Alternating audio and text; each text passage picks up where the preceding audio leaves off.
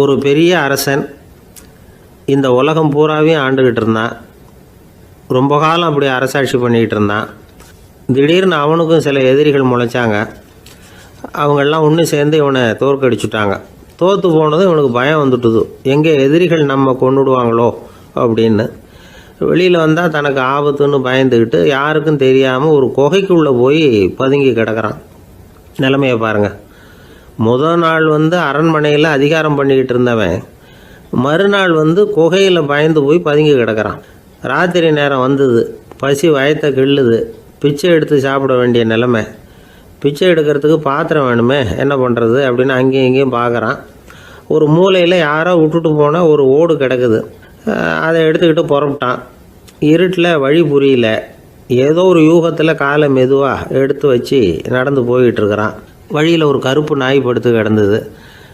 இருட்டில் அவன் இது கண்ணுக்கு சரியாக தெரியல. அவனுக்கு தவறி போய் காலை வச்சுட்டான் அது மேலே. நாய் சும்மா இருக்குமா, வள்ளுன்னு விழுந்து கடிச்சு விட்டுது.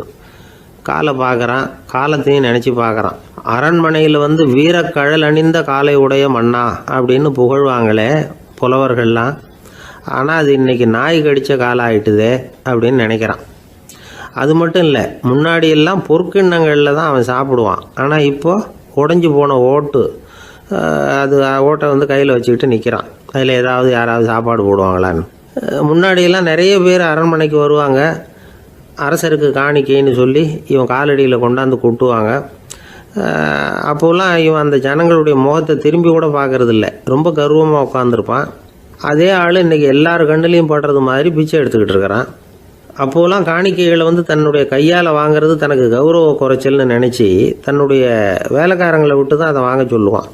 இப்போ பார்த்திங்கன்னா அவனே தன் கையாலேயே பிச்சை வாங்குறான். நினச்சி பாருங்கள், அந்த மனுஷன் முதல் நாள் அரசன், மறுநாள் பிச்சைக்காரன். எவ்வளோ வித்தியாசம்! செல்வம் தான் இப்படி ஒரு வித்தியாசம் ஏற்படுறதுக்கு காரணம். அப்படிப்பட்ட செல்வம் வாழ்க்கையை நடத்துறதுக்கு நமக்கு தேவை தான். ஆனால் அதையே நாம் அடைய வேண்டிய பயனாக நினைக்கிறோம் பாருங்கள், அதுதான் வேடிக்கை. இதை நம்மாழ்வார் அழகாக ஒரு பாசுரத்தில் சொல்கிறார். ஒரு நாயகமாய் ஓட உலகுடன் ஆண்டவர், கருணாய் கவர்ந்த காலர், சிதைகிய பானையர், பெருநாடு காண இம்மையிலே பிச்சைதாம் கொள்வர், திருநாரணன் தாழ் காலம் பெற சிந்தித்து உய்மினோ அப்படிங்கிறார் நம்மாழ்வார். ஒரு பெரிய பணக்காரர் ஒரு துறை வீட்டை போய், சாமி என்கிட்ட நிறைய பணம் இருக்குது, இருந்தாலும் நிம்மதி இல்லை, என்னால் நிம்மதியாக இருக்க முடியல, என்ன காரணம்னு கேட்டாராம். உடனே அந்த துறவி இதுக்கு நேரடியாக பதில் சொல்லாமல் பக்கத்தில் நின்றுக்கிட்டு இருந்த ஒரு குழந்தைய கூப்பிட்டார். அது ஓடியாந்தது. ஒரு ஆப்பிள் பழத்தை எடுத்து அது கையில் கொடுத்தார். அதை வாங்கிக்கிட்டு குழந்தை சிரிச்சுது. இன்னொரு பழத்தை எடுத்து கொடுத்தார். அதை இன்னொரு கையில் வாங்கிட்டு சிரிச்சுது. மூணாவது ஆப்பிள் எடுத்து கொடுத்தார். 2 பழத்தையும் நெஞ்சில் அணைச்சிக்கிட்டு 3ஆவது பழத்தையும் வாங்கிறதுக்கு முயற்சி பண்ணிச்சு. ஆனால் அது உடனே நழுவி கீழே விழுந்து உருண்டு ஓடிச்சு. ஏற்கனவே இருந்ததும் விழுந்துட்டுது. இப்போ அந்த குழந்தை அழ ஆரம்பிச்சுட்டுது. இப்போ அந்த துறவி பணக்காரர்கிட்ட சொன்னாராம், குழந்தைய கவனிச்சியா, 2 ஆப்பிள் போதும்னு அது நினச்சிருந்தா இப்போ அது அழ வேண்டிய அவசியம் வந்திருக்குமா அப்படின்னாராம். எதுவுமே அளவுக்கு மிஞ்சினா துன்பந்தான். இந்த காலத்தில் இதெல்லாம் யார் காதில் வாங்குறாங்க? ஒருத்தனை நல்ல வழிக்கு கொண்டு வரணும்னு நினச்சி அவனை கூப்பிட்டு உட்கார வச்சு இந்த கதையை சொல்லிகிட்டு இருந்தாங்க. சொல்லிவிட்டு அந்த குழந்தை செஞ்சது தப்பு தானே அப்படின்னு கேட்டிருக்கிறாங்க. ஆமாம், தப்பு தான், நானாக இருந்தால் அப்படி செஞ்சுருக்க மாட்டேன் நானா இவன். 2 பழமே போதும்னு சொல்லியிருப்பியா அப்படின்னு கேட்டிருக்காங்க. அப்படி இல்லைங்க, அவர் கொடுக்க ஒவ்வொரு பழமாக வாங்கி பின்னாடி வச்சுட்டு மறுபடியும் கையை நீட்டுவேன் அப்படிங்கிறானா. இவெல்லாம் எந்த காலத்தில் திருந்துறது? ஒரு நாள் ஒரு 10-15 பள்ளிக்கூடத்து பிள்ளைங்க தேடிட்டு வந்தாங்க. உங்களை பார்த்துட்டு தான் போகணும், அதுக்காக தான் வந்திருக்கோம்னாங்க. என்ன விஷயம்னு கேட்டோம். நாங்கள்லாம் கூடி ஒரு முடிவு பண்ணியிருக்கிறோம், அதை உங்ககிட்ட சொல்லணும் அப்படின்னாங்க. அதுவும் ஒரு வாண்டு பையன் அதை சொன்னான். என்ன முடிவு அது அப்படின்னு கேட்டோம் ரொம்ப ஆர்வமாக. அதை இப்போ சொல்ல மாட்டோம், எங்களுக்கு பிடிக்கிற மாதிரி ஏதாவது ஒரு தகவல் சொன்னால் அதுக்கப்புறம் நாங்கள் அதை சொல்கிறோம் அப்படின்னா அந்த வாண்டு பையன். சரி, சின்ன பையன்கிட்ட இன்றைக்கி வசமாக மாட்டிக்கிட்டோம் அப்படின்னு நினச்சிக்கிட்டு அவங்களுக்கு தகுந்த மாதிரி ஒரு கதை சொல்ல ஆரம்பித்தோம். அது என்ன கதைன்னா, ஒரு பெரிய காடு, அதில் பலவிதமான மிருகங்கள். அந்த காட்டுக்கு ஒரு சிங்கம் தான் ராஜா. எப்பவும் காட்டுக்கு அது தானே ராஜா. ஒரு பெரிய யானைக்கு இது பொறுக்கலை. என்ன இது, எப்போ பார்த்தாலும் இங்கே சிங்கத்துக்கே ராஜா பதவி கிடைக்கிது, நான்லாம் எவ்வளவு பலசாலியாக இருக்கிறேன், அப்படி இருந்தும் எனக்கு அந்த பதவி கிடைக்கலையே அப்படின்னு தனக்குள்ளே பொறுமிக்கிட்டே இருந்தது. ராஜா பதவியை நினச்சி ரொம்ப ஏக்கம், அதுக்கு பதவி மோகம். இந்த சமயம் பார்த்து ஒரு குள்ள நரி கூட்டம் அதை தேடிட்டு வந்தது. ஐயா பெரியவங்களே, நீங்கள் இந்த காட்டுக்கு ராஜாவாக இருக்க ஆசைப்படுறீங்க, அதில் ஒன்றும் தப்பு இல்லை. ஆனால் அதுக்கு முன்னாடி நீங்கள் எங்கள் கூட்டத்துக்கு கொஞ்ச நாள் தலைவராக இருங்க, அதாவது ராஜாவாக இருங்களேன், உங்களுக்கும் ஒரு ட்ரைனிங் கிடைச்சது மாதிரி இருக்கும் அப்படின்னு சொல்லியிருக்குது இந்த கூட்டம், குள்ள நெறி கூட்டம். இதை கேட்ட உடனே யானைக்கு ரொம்ப சந்தோஷம் தாங்கலை. அதுதான் எப்போன்னு பதவிக்காக காத்துக்கிட்டு இருக்குதே. இருந்தாலும் கொஞ்சம் பிகுவோட, சரி நீங்கள்லாம் இவ்வளோ தூரம் என்னை தேடிட்டு வந்து கேட்கறதுனால மறுக்க முடியல அப்படின்னு ரொம்ப ஏதோ அவளுக்கு சிரமப்பட்டு ஒத்துக்கிறது மாதிரி ஒத்துக்கிட்டது. ஏதோ உங்கள் ஆசைக்கு கட்டுப்படுறேன், கொஞ்ச நாள் உங்கள் கூட்டத்துக்கு ராஜாவாக இருக்கிறதுக்கு சம்மதிக்கிறேன் அப்படின்னுது. உடனே அந்த யானை ராஜ நட போட ஆரம்பிச்சிட்டுது. யானை சாதாரணமாக நடந்தாவே எப்படி இருக்குங்கிறது நமக்கு தெரியும். அதுவே ராஜ நடந்தால் எப்படி இருக்கும் கற்பனை பண்ணி பாருங்கள். யானை முன்னாடி கம்பீரமாக போய்கிட்டு இருக்குது, தலைவர் இல்லையா, அதனால் குள்ள நரிகள்லாம் ரொம்ப அடக்கமாக அது பின்னாடி அணிவகுத்து போயிட்டு இருக்குது. ராஜா வாழ்க, மன்னர் வாழ்க அப்படின்னு கோஷம் வேற. யானைக்கு தலைகால புரியல, அவ்வளவு சந்தோஷம். அந்த யானைக்கு செருக்கு, ஆணவம் எல்லாம் ஏற்பட்டு போச்சு. அதுக்கப்புறம் அது தரையை பார்க்குமா, நிமிர்ந்து நடக்க ஆரம்பிச்சுட்டுது. தரையை பார்க்குறதே இல்லை. அப்படி போயிட்டுருக்கிறப்போ ஒரு சதுப்பு நிலத்தில் திடீர்னு காலை வச்சுட்டுது. அவ்வளோதான், கால் உள்ளே போட்டுது. இன்னொரு காலை எடுத்து வச்சுது, அதுவும் உள்ளே போட்டுது. அந்த 2 காலையும் எடுக்கிறதுக்காக அடுத்த 2 காலையும் அழுத்திச்சு, அதுவும் உள்ளே போக ஆரம்பிச்சுட்டுது. இப்போ 4 காலம் வசமாக சேத்துல அழுந்தி போச்சு, எடுக்க முடியல. குள்ள நரிகள்லாம் அதை சுற்றி வந்தது. சிலது சுற்றி நின்று டான்ஸ் ஆட ஆரம்பிச்சுட்டுது யானையை பார்த்துட்டு. இதை யானை பார்த்தது. என்ன இது தலைவர், நான் தவிச்சிக்கிட்டு இருக்கிறேன், தொண்டர்கள்லாம் சுற்றி நின்று வேடிக்கை பார்த்துக்கிட்டு இருக்கிறீங்க, டான்ஸ் ஆடுறீங்க அப்படின்னு கேட்டுதான். தொண்டர்களே, தலைவர் நான் தவிச்சிக்கிட்டு இருக்கிறது உங்களுக்கு தெரியலையா? இப்போ உடனே உங்கள் தலைவரை காப்பாற்ற வேண்டியது உங்கள் கடமை இல்லையா அப்படின்னு கத்துச்சான் அந்த யானை. குள்ள நரிகளில் ஒன்று முன்னாடி நின்று அந்த யானையை பார்த்து தான், தலைவரே எங்களுக்கு ரொம்ப நாளாக ஒரு ஆசை, அந்த ஆசையை நிறைவேற்றிக்கிறதுக்காகத்தான் உங்களை எங்கள் தலைவராக ஏற்றுக்கிறோம்னு சொன்னோம் அப்படின்னு தான். என்ன ஆசைன்னு கேட்டிருக்கு யானை. யானை கறி சாப்பிட்டு பார்க்கணுங்கிறது எங்களுக்கு ரொம்ப நாள் ஆசை, அது இன்றைக்கி தான் நிறைவேற போகுது அப்படின்னு தான் அந்த நரி. இதை கேட்ட உடனே அந்த யானை அப்படியே மூர்ச்சி ஆகிட்டு தான். நரிகள்லாம் அது மேலே ஏறி குதற ஆரம்பிச்சுட்டு தான். பதவி மேலே இருந்த பேராசை அந்த பலசாலியான யானையையே மாட்டி விட்டுட்டுது பார்த்தீங்களா அப்படின்னு சொல்லி முடித்தோம் இந்த கதையை அந்த சின்ன பிள்ளைங்கக்கிட்ட. சரிங்க, இப்போ நாங்கள் உங்களை தேடி வந்த விஷயம் என்னங்கிறத சொல்லவா அப்படின்னா ஒரு வாண்டு பையன். சீக்கிரம் சொல்லு தம்பி, சஸ்பென்ஸ் தாங்கலை அப்படின்னோம். அவன் மெதுவாக எங்களை பார்த்து சொல்கிறான், எங்களுக்கு கொஞ்ச நாள் நீங்கள் தலைவராக இருந்தால் தேவலை அப்படின்னா. ஒரு ஊரில் ஒரு கோயில் இருந்தது, ரொம்ப பழைய கோயில். உள்ளே போகிறதுக்கே பயமாக இருக்கும், எந்த நேரத்தில் இடிஞ்சு விழுந்துருமோ அப்படிங்கிற பயம். அப்படி இருந்ததுனால யாரும் துணிஞ்சு சாமி கும்பிடுறதுக்கு அங்கே போகிறதில்ல. கோயிலுக்கு வர்ற கூட்டம் கொஞ்சம் கொஞ்சமாக குறைய ஆரம்பிச்சுட்டுது. கோயில் நிர்வாகிகள் எல்லாரும் கூடி உட்காந்து பேசினாங்க, என்ன பண்ணலாம்னு யோசனை பண்ணாங்க. எந்த இடம் மோசமாக இருக்கோ அந்த இடத்த பழுது பார்த்தாங்க. அங்கே எங்கே வர்ணத்தை பூசி கொஞ்சம் அழகுபடுத்தி பார்த்தாங்க. ஏதோ இந்த ஊரில் கோயில்னு ஒன்று இருக்குது, அது மக்களுக்கு தெரியணும் அப்படிங்கிறதுக்காகத்தான் இப்படிலாம் பண்ணாங்க. இருந்தாலும் கோவில் இருக்கிற நிலைமை மக்களுக்கு தெரியும், அதனால் அங்கே வர்றது குறைச்சிக்கிட்டாங்க அவங்க. ஒரு கட்டத்தில் யாருமே வர்றதில்லை, நிலைமை அந்த அளவுக்கு ஆயிட்டுது. மறுபடியும் கோவில் நிர்வாகிகள் கூட்டம் நடந்தது. இந்த கூட்டம் கூட கோயிலுக்கு உள்ளே நடக்கலை, இடிஞ்சு விழுந்துருமோங்கிற பயம். அதனால் வெளியில தான் உட்காந்து கூட்டத்தை நடத்தினாங்க. ஏன்னா உள்ளே போகிறதுக்கு அவங்களுக்கும் துணிச்சல் கிடையாது, எந்த நேரமும் விழுந்துரும் போல் இருந்தது அது. அது வழியாக போகிறவங்க கூட வேகமாக அந்த இடத்த கடந்து போக ஆரம்பிச்சிட்டாங்க. கோவில் நிர்வாகிகள் வெளியில் உட்காந்து கூட்டம் போட்டாங்க இல்லையா, அந்த கூட்டத்தில் 4 தீர்மானங்களை நிறைவேற்றினாங்க. அது என்ன 4 தீர்மானம்னா, முதல் தீர்மானம், இந்த கோவிலை இடிப்பது அப்படிங்கிற முடிவை இந்த கமிட்டி மிகவும் வருத்தத்துடன் ஏற்றுக்கொள்ளுகிறது அப்படின்னு நிறைவேற்றினாங்க. இதுக்கு பதிலாக இன்னொரு கோவிலை உடனடியாக கட்டி முடிச்சுடணுங்கிறது 2வது தீர்மானம். 3வது தீர்மானம் என்ன தெரியுமா, பழைய கோவிலின் கதவுகள், அதிலிருந்து பிரித்து எடுக்கிற செங்கல், இதையே புது கோவில் கட்டுவதற்கு பயன்படுத்தி கொள்ள வேண்டியது. பழைய கோவில் இருந்த மாதிரியே அதே வடிவத்தில் புது கோவிலையும் கட்ட வேண்டியது. பழைய கோவிலின் அஸ்திவாரத்தை அப்படியே வச்சுக்கிட்டு அதுக்கு மேலே நாம் கோயிலை கட்டிக்க வேண்டியது. இதுதான் 3வது தீர்மானம். இதையும் கமிட்டி முழு மனசோடு ஏற்றுக்கிட்டது. இது வரைக்கும் சரி. இப்போ அந்த கமிட்டி 4வதாக ஒரு முக்கியமான தீர்மானத்தை கொண்டுக்கிட்டு வந்து அதையும் ஏகமனதாக நிறைவேற்றி விட்டுது. அது என்ன தீர்மானம்னா, புதிய கோவில் கட்டி முடிக்கிற வரைக்கும் பழைய கோவிலை இடிக்கிறதில்லை அப்படிங்கிற தீர்மானம். எப்படி இருக்குது பாருங்கள் இது. பழசை இடிக்காத வரையில் அதே இடத்துல புதுசாக எப்படி கட்ட முடியும்? பல விஷயங்களில் நாம் நடந்துக்கிற முறையும் இப்படி தான் இருக்குதான். வாழ்க்கையில் முன்னேறணும்னு ஆசைப்படுவோம். அதே நேரத்தில் அந்த முன்னேற்றத்துக்கு எது தடையாக இருக்கோ அதை விட்டு விடுறதுக்கும் மனசு வராது. வெளிநாட்டில் ஒரு பெரிய விருந்து நடந்துக்கிட்டு இருந்துதான். எல்லாரும் மது கோப்பையும் கையுமா அலைஞ்சிக்கிட்டு இருக்கிறாங்க. ஒருத்தர் மட்டும் கையில் எதுவும் இல்லாமல் ரொம்ப நல்ல பிள்ளையா சாதுவா ஒரு ஓரமாக தனியாக உட்காந்துருக்கிறார். அவர்கிட்ட நெருங்கி வாங்க மது சாப்பிட்லாம் அப்படின்னு கூப்பிட்டாங்களாம். என்னை வற்புறுத்தாதீங்க, நான் என் மனசுக்குள்ளே உறுதியாக தீர்மானம் பண்ணிவிட்டேன் அப்படின்னாராம்.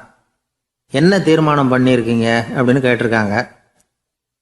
ஏற்கனவே முழு போதையில் இருக்கும் பொழுது மறுபடியும் மது கோப்பையை தொடரதில்லை அப்படின்னு தீர்மானம் பண்ணியிருக்கேன் அப்படின்னாராம்.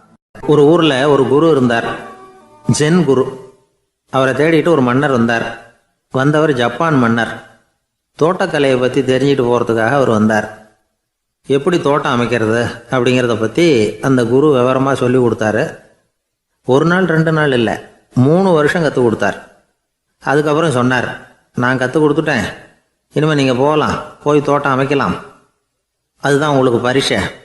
தோட்டம் அமைச்ச பிறகு சொல்லி அனுப்புங்க, நான் வந்து பார்க்குறேன்.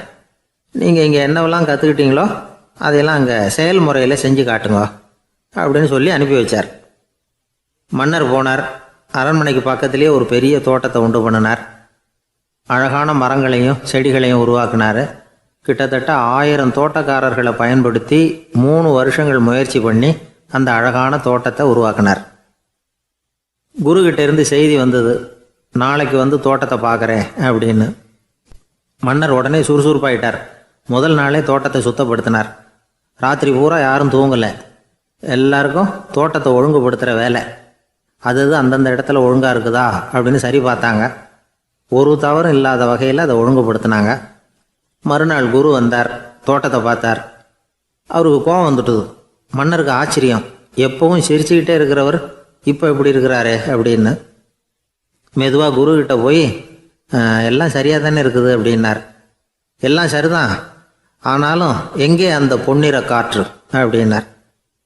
உதிர்ந்த இலைகள், பொன் மஞ்சள் நிற இலைகள் காற்றில் அப்படி புரண்டு ஓடுவதை நான் பார்க்க முடியவில்லையே அப்படின்னாராம். அது இல்லாமல் இந்த தோட்டம் உயிரோட்டம் உள்ளதாக இருக்காது.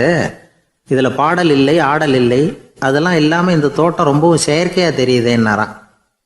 மன்னர் இப்போ தான் யோசனை பண்ணார். கீழே கிடந்த காஞ்சி போன இலைகள் மட்டும் இல்லை, மரத்தில் இருந்த காஞ்சி போன இலைகளையும் அப்புறப்படுத்தி சுத்தமாக வச்சிருக்கிறார். இறப்பும் வாழ்க்கையினுடைய ஒரு பகுதி தான். மரணம்ங்கிறது வாழ்க்கைக்கு எதிரானது அல்ல, அதை நிரப்பும் ஒரு பகுதி தான் அது. மரணம் இல்லையில் வாழ்க்கையே இல்லை அப்படிங்கிறது பெரியவங்க கருத்து. இப்போ அந்த தோட்டம் அழகாக தான் இருக்குது, இருந்தாலும் அது ஒரு ஓவியம் மாதிரி உயிர் இல்லாமல் இருக்கு. குரு ஒரு வாளியை கையில் எடுத்துக்கிட்டார். தோட்டத்தை விட்டு வெளியில் போனார். ஏற்கனவே வீசி எறிந்த அந்த சருகுகளை எல்லாம் அள்ளி கொண்டுகிட்டு வந்தார். உள்ள எல்லா இடங்கள்லையும் அதை வீசினார். உடனே காற்று அந்த காய்ந்த சருகுகளையும் பழுத்த இலைகளையும் அசைக்க ஆரம்பிச்சுட்டுது.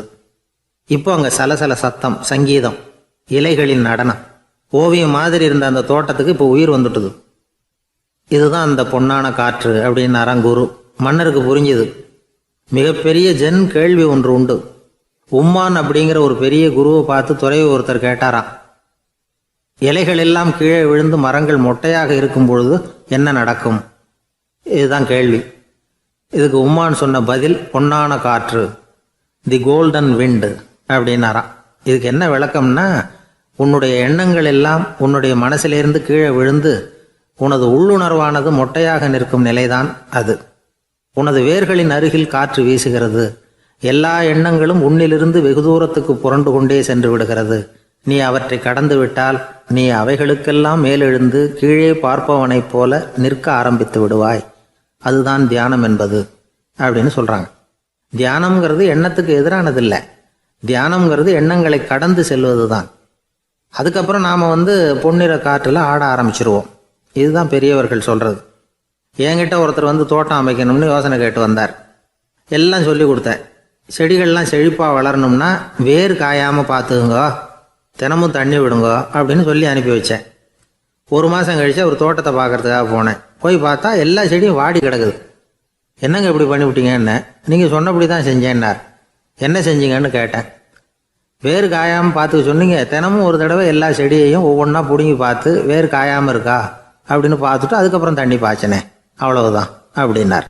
ஒரு ஆள் வேகமாக நடந்து போய்கிட்டு இருந்தான்.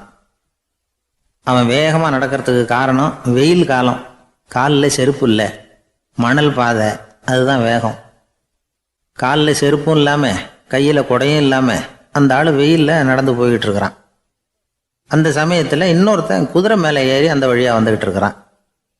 அவன் காலில் செருப்பும் இருந்தது, கையில் குடையும் இருந்தது. நடந்து போய்கிட்டு இருந்தவன் அந்த குதிரை ஆசாமியை பார்த்து கேட்டான், ஐயா, நீங்களும் குதிரை மேலே உட்காந்துக்கிட்டு போய்கிட்டு இருக்கிறீங்க, அப்படி இருக்கிறப்போ உங்களுக்கு அந்த செருப்பு என்னத்துக்கு? அதை எனக்கு கொடுத்து உதவலாமே அப்படின்னா. குதிரை மேலே உட்காந்துருந்தவன் யோசனை பண்ணி பார்த்தான். இவன் சொல்கிறது நியாயம்தானே அப்படின்னு சொல்லி தன்னுடைய செருப்பை கழட்டி அந்த வழிப்போக்கனுக்கு கொடுத்துட்டான். ரொம்ப நல்லதுங்க அப்படின்னு சொல்லி இவன் அதை வாங்கி காலில் மாட்டிக்கிட்டான்.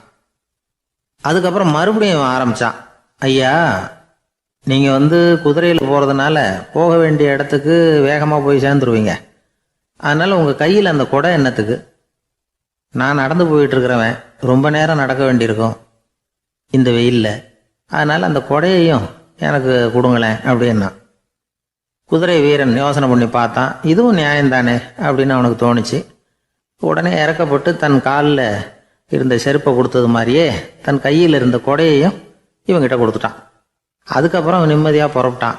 இப்போ மறுபடியும் கை தட்டி அவனை நிறுத்தினான். கீழே நின்றுக்கிட்டு இருந்தவன், என்னப்பா, ஏன் என்ன நிறுத்தின? இன்னும் ஏதாவது வேணுமா உனக்கு அப்படின்னா குதிரையில் இருந்தவன். இவன் மெதுவாக வாயை திறந்து அந்த குதிரையையும் என்கிட்ட கொடுத்துருங்களேன்னா. அந்த குதிரை வீரன் இப்போ ஒரு கணம் யோசனை பண்ணி பார்த்தான். உடனே என்ன பண்ணான் தெரியுமா? தன்கிட்ட இருந்த குதிரை சவுக்கை எடுத்தான். குதிரை சவுக்கால் அந்த ஆளை வாங்குவாங்கன்னு வீசி தள்ளிவிட்டான். இவ்வளவு சவுக்கடியும் வாங்கிக்கிட்டு இந்த ஆள் என்ன பண்ணான் தெரியுமா? சிரிக்கிறான். அடி வாங்கிட்டு யாராவது சிரிப்பாங்களா? குதிரை வீரனுக்கு ஒன்றும் புரியல. என்னப்பா அது, ஏன் இப்படி அடி வாங்கிட்டு இப்படி சிரிக்கிறியே அப்படின்னு கேட்டான். இப்போ அந்த வழிப்போக்கன் சொல்கிறான், ஐயா, நான் இப்படி சிரிக்கிறதுக்கு காரணம் இருக்கு. இப்படி குதிரை கேட்டு உங்ககிட்ட அடி வாங்கலேன்னு வச்சுக்கோங்க, என் உயிர் உள்ள வரைக்கும் மனசில் ஒரு தவிப்பு இருந்துக்கிட்டே இருக்கும். செருப்பையும் கொடையையும் கேட்ட உடனே கொடுத்தவன் குதிரையையும் கேட்டிருந்தா கொடுத்துருப்பானோ அப்படிங்கிற பேராசையில் ஏங்கிக்கிட்டே இருந்திருப்பேன். இப்போ உங்ககிட்ட அடி வாங்கின பிறகு என்னுடைய அந்த சந்தேகம் தீர்ந்து போச்சு. என்னுடைய ஆசைக்கு எல்லை எது அப்படிங்கிறத எனக்கு புரிஞ்சுட்டுது அப்படின்னு சொல்லிவிட்டு அவன் நடக்க ஆரம்பிச்சிட்டானான். ஆசைக்கும் எல்லை உண்டு அப்படிங்கிறத விளக்கறதுக்காக வாரியார் சுவாமிகள் சொல்கிற கதை இது. இந்த காலத்துலேயும் ஒருத்தன் அது மாதிரி கொடை செருப்போட குதிரையில் போய்கிட்டு இருந்தான். எதிரில் நடந்து வந்தவன், ஐயா, உங்கள் கொடையை எனக்கு கொடுங்களேன்னு கேட்டான். உடனே அவன் குதிரையிலேருந்து கீழே குதிச்சு அவனை சாட்டையால் அடிக்க ஆரம்பிச்சிட்டான். இன்னொருத்தர் அந்த வழியாக வந்தவர் இதை பார்த்தார். ஏன்பா, அவன் கேட்டான், உன்னால் முடியலன்னா இல்லைன்னு சொல்லிட வேண்டியது தானே, அதுக்காக ஏன் இப்படி அவனை போட்டு அடிக்கிறேன்னு கேட்டார். உங்களுக்கு விவரம் புரியாது சார், காலம் ரொம்ப கெட்டு போச்சு.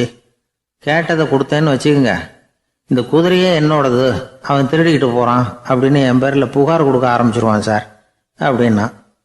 அது எப்படி அவ்வளவு உறுதியாக சொல்கிறேன்னு கேட்டார் அவர். ஏற்கனவே அது மாதிரி ஒருத்தன் பேரில் புகார் கொடுத்துட்டு தான் இந்த குதிரையை நான் தள்ளிட்டு வந்துக்கிட்டு இருக்கிறேன் அப்படின்னார். ஒரு சன்னியாசி, அவர் ஒரு நாள் ஒரு கனவு கண்டாராம். அந்த கனவில் அவர் சொர்க்கத்துக்கு போகிறார். அங்கே ஒரு பெரிய திருவிழா நடந்துக்கிட்டு இருக்குது.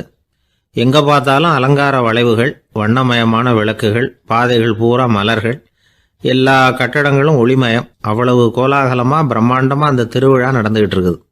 அது என்ன திருவிழாங்கிறது இந்த சன்னியாசிக்கு புரியல.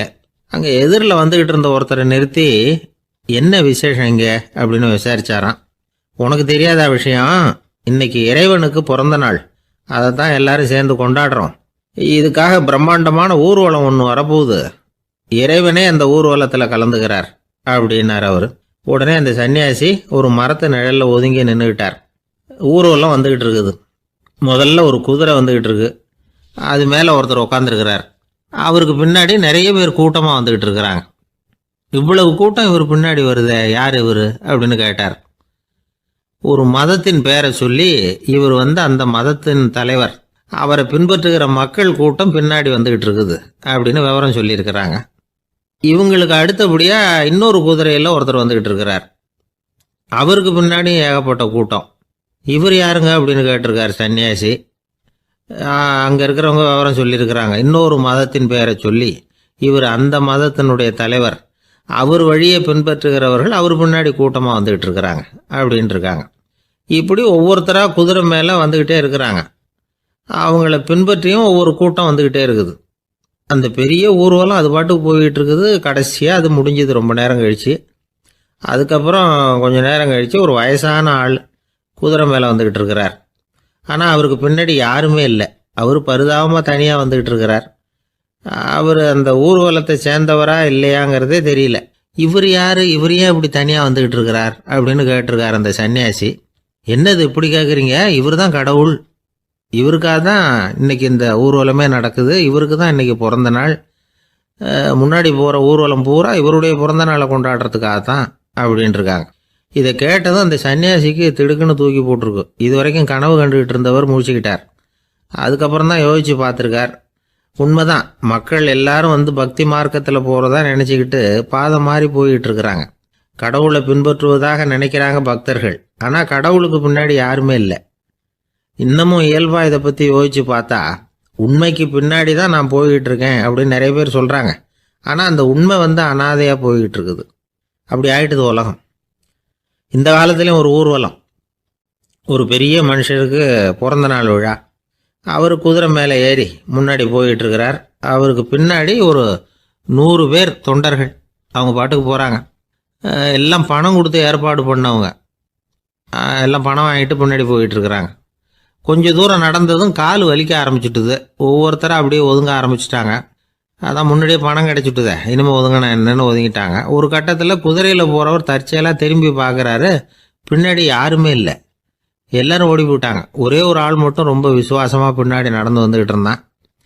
ஏன்ப்பா நீ மட்டும் வந்துக்கிட்டு இருக்கிறியே, நீ வீட்டுக்கு போகலையான்னு கேட்டிருக்காரு அவர்.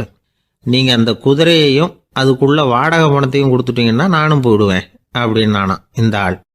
ஒரு ஊரில் ஒருத்தர் இருந்தார். ரொம்ப நல்லவர். யாருக்காவது ஏதாவது கொடுத்துக்கிட்டே இருப்பார். கொடையாளி. தினமும் யாராவது ஒருத்தருக்கு ஏதாவது கொடுக்கலன்னா அவருக்கு தூக்கம் வராது. அப்படி ஒரு பழக்கம். அது மட்டும் இல்லை, அவர் கொடுக்கறது அடுத்தவங்களுக்கு தெரியாது. அவ்வளவு ரகசியமாக அதை கொடுப்பார். வலது கை கொடுக்கறது இடது கைக்கு தெரியக்கூடாதுன்னு சொல்லுவாங்கள்ல, அது மாதிரி அவர். ஒரு நாள் ராத்திரி அவர் ஏற்கனவே தயாராக கட்டி வச்சிருந்த பணம் முடிச்ச கையில் எடுத்துக்கிட்டு வீட்டை விட்டு வெளியில் வந்தார். தெருவில் இறங்கி நடந்தார். இன்னைக்கு யாருக்கு தர்மம் செய்யறது அப்படின்னு யோசனை பண்ணிட்டு இருட்டில் நடந்து வந்துகிட்டு இருக்கிறார். யாரோ ஒருத்தர் எதிரில் வர்றது மாதிரி தெரிஞ்சுது. உடனே அவர் கிட்ட போனார். தன்கிட்ட இருந்த பணம் முடிச்சு அவசரமாக அவர் கையில் திணிச்சுட்டு திரும்பி வந்துட்டார். அப்பாடா, ஒரு வழியாக யாருக்கும் தெரியாமல் இன்னைக்கு தர்மம் பண்ணியாச்சு அப்படிங்கிற மகிழ்ச்சி, மன நிறைவு அவர் முகத்தில். நிம்மதியாக தூங்கினார். அப்புறம் எழுந்திரிச்சார். மறுநாள் காலையில் ஊர் பூரா ஒரே பேச்சு. என்ன பேச்சுன்னா, நேற்று ராத்திரி ஒரு திருடன் கையில் யாரோ பணத்தை கொடுத்துட்டு போயிருக்கிறாங்க அப்படின்னு எல்லாரும் பேசிக்கிட்டு இருக்கிறாங்க. இதை கேள்விப்பட்டதும் அந்த பெரியவருக்கு ரொம்ப வருத்தமாக போச்சு. அடடா, போயும் ஒரு திருடனுக்காக உதவி பண்ணியிருக்கிறோம், பிரயோஜனம் இல்லாமல் போட்டுதே அப்படின்னு நினச்சார். சரி, இன்னைக்கும் யாருக்காவது உதவி பண்ணணும் அப்படின்னு முடிவு பண்ணினார். ராத்திரி நேரம் வந்தது. இவர் வழக்கம் போல் தெருவில் இறங்கி நடந்தார். கையில் பணம் முடிச்சு. எதிரில் ஒரு பெண் உருவம் மங்கலாக தெரிஞ்சது. இவர் உடனே அந்த பெண்கிட்ட பணத்தை கொடுத்துட்டு திருப்தியாக திரும்பி வந்துட்டார். மறுநாள் காலையில் ஊர் பூரா என்ன பேசிக்கிட்டாங்க தெரியுமா? நேற்று ராத்திரி நெறி தவறி நடக்கிற ஒரு பெண்ணின் கையில் யாரோ பணத்தை வச்சுட்டு போயிருக்கிறாங்க அப்படின்னு எல்லாரும் பேசிக்கிறாங்க. அடடா, இன்னைக்கும் தவறுதலாக நடந்து போச்சு அப்படின்னு ஒரு வருத்தப்பட்டார். இருக்கட்டும், இன்னைக்கும் ஏதாவது தர்மம் பண்ணுவோம் அப்படின்னு நினச்சிக்கிட்டாரு. 3வது நாள் ராத்திரியும் புறப்பட்டார். இப்பவும் எதிரில் ஒருத்தர் வந்தார். இவர் பணத்தை கொடுத்தார், திரும்பி வந்துட்டார். மறுநாள் மக்கள் என்ன பேசிக்கிட்டாங்கன்னா, நேற்று ராத்திரி ஒரு செல்வந்தர் கையில் யாரோ பணத்தை கொடுத்துட்டு போயிருக்கிறாங்க அப்படின்னு பேசிக்கிட்டாங்களாம். அவருக்கு ரொம்ப வருத்தமாக போட்டுது. என்ன இது, தினம் இப்படி ஆகிட்டு இருக்குதே அப்படின்னு நினச்சிக்கிட்டே படுத்து தூங்கினார். அன்னைக்கு ராத்திரி ஒரு கனவு. அந்த கனவுல இறைவன் வந்து சொன்னாராம், இதை பாருப்பா, நீ கொடுத்த தர்மம் வீணா போயிடல. உன்கிட்ட பணம் வாங்கின அந்த திருடன் திருந்திட்டான், அந்த பொண்ணும் திருந்திட்டா, அந்த செல்வந்தனும் கொடையாளி ஆயிட்டான், எல்லாருக்கும் உதவி பண்ண ஆரம்பிச்சுட்டான் அப்படின்னு சொன்னாராம். இந்த கதையை சொன்னவர் யாருன்னா நபிகள் நாயகம். இதுல உள்ள கருத்து என்னன்னா, நல்ல மனசோட தர்மம் பண்ணுனா அது வீணா போறதில்லை. இன்னொரு கருத்து, தர்மம் வந்து தன்னை மட்டுமல்ல அடுத்தவங்களையும் தீமையிலிருந்து காப்பாற்றும். இதுதான் நாம புரிஞ்சுக்க வேண்டியது. இந்த காலத்திலேயும் இது மாதிரி சில சம்பவங்கள் நடக்கிறது உண்டு. ஒரு பெரியவர் இருட்டில் நடந்து வந்துகிட்டு இருந்தாரு. எதிரில் வந்த ஒருத்தன் வலுக்கட்டாயமா ஒரு கையை பிடிச்சி ஒரு பண முடிப்பை கொடுத்து வச்சுக்க சொல்லிவிட்டு விலைக்கு போயிட்டான். பெரியவருக்கு ஆச்சரியம், இந்த காலத்திலையும் இப்படி வலது கை கொடுக்கறது இடது கைக்கு தெரியக்கூடாதுன்னு நினைக்கிற கொடையாளிகள் உண்டு போல இருக்கு அப்படின்னு யோசனை பண்ணிக்கிட்டே நடந்தார். கொஞ்ச தூரம் போயிருப்பாரு. அதுக்குள்ள அதே ஆள் திரும்பி வந்தான். கொடுத்த பண முடிப்பை திருப்பி கொடுங்க அப்படின்னு கேட்டு வாங்கிட்டான். இவருக்கு ஒன்றும் புரியல. ஏன் இப்படி பண்றேன்னார். அது ஒன்றும் இல்லைங்க, கொஞ்ச நேரம் இதை உங்ககிட்ட கொடுத்து வச்சிருந்தேன் அவ்வளவுதான் அப்படின்னா. ஏன்னு கேட்டார். என்னை பின்னாடி போலீஸ் தேடிக்கிட்டு வந்துகிட்டு இருக்குது, அதுதான் அப்படி பண்ணேன், இப்போ போயிட்டுது, இனிமே ஒன்றும் பயமில்லை அப்படின்னு சொல்லிவிட்டு அவன் பாட்டுக்கு நடந்து போறான். அவர் ஒரு பெரிய குடும்பத்தில் பிறந்தவர். இருக்கிற சொத்துக்கள் எல்லாத்தையும் வாரி வழங்கி விட்டு காட்டுக்கு புறப்பட்டார் தவம் செய்யறதுக்காக. இருந்தது ஊராவும் கொடுத்துட்டார், இனிமே எதுவுமே இல்லை கொடுக்கறதுக்கு. அப்போ கடைசியா ஒருத்தன் வந்து கையை நீட்டினானா, ஐயா ஏதாவது கொடுங்கன்னு இருக்கான். அவர் பார்த்தார், கட்டியிருக்கிற வேட்டியை தவிர வேற எதுவுமே இல்லை. 8 முழம் பட்டு வேட்டி ஜரிகை கரையோடு இருக்குது. கடைசியா அதை தான் எடுத்துக்கிட்டு அவர் புறப்பட்டு இருக்கார். அவர் பார்த்தார், எதிரில் அவன் பரிதாபமா நின்றுட்டு இருக்கிறான். அந்த 8 முழ வேட்டியை 2ஆ கிழிச்சார். 4 முழத்தை அவங்ககிட்ட கொடுத்தாரு. மீதி 4 முழத்தை தன்னுடைய இடுப்புல கட்டிட்டு அவர் காட்டுக்கு போயிட்டார். இவன் என்ன பண்ணான் தெரியுமா, கையில கிடைச்ச 4 முழத்தை எடுத்துக்கிட்டு கடை வீதிக்கு போனான்.